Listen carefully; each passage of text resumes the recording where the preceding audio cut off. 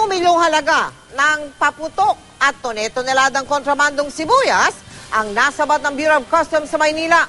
Kumpiskado pati mamahaling sasakyan na nakarehistro bilang cargo truck. Nakatutok si Jiggy Manicad.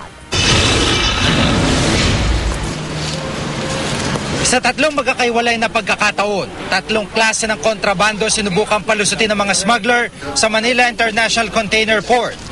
Tone-toneladang sibuyas ang nakumpiska ng mga tauhan ng customs matapos na matimbrehan ng mga otoridad. Ang unang shipment, 3 beses na palang nagamit ang import permit. Ang ikalawa, idineklara lamang na spices at ibiniyay mula Cagayan de Oro, papasok ng Maynila. Ang ikatlong shipment ng sibuyas ay idineklarang mga kamatis. Yung onions, declared as onions, pero walang import permit. Sa karatig na warehouse naman, kumpiskado rin ang iba't ibang klase ng paputok na nagkakahalaga ng may 12 milyong piso. Deklarado mga tissue, shower curtain at switch ng ilaw ang kargamentong sakay ng 4 na container.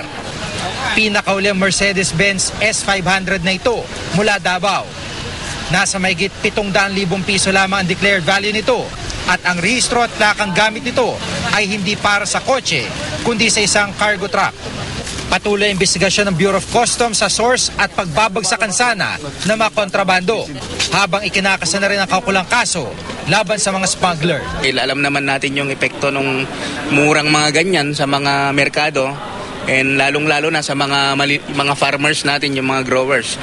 So itong mga onions na ito, i-condemn yan at talaga sisirain, ililibing na lang. Yung mga fireworks naman, i-turn over natin sa Camp Crame.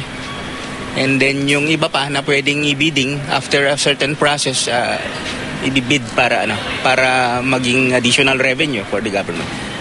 They will be charged accordingly before the Office of the Department of Justice. Jiggy Manicad, Nakatutok, 24 Oras.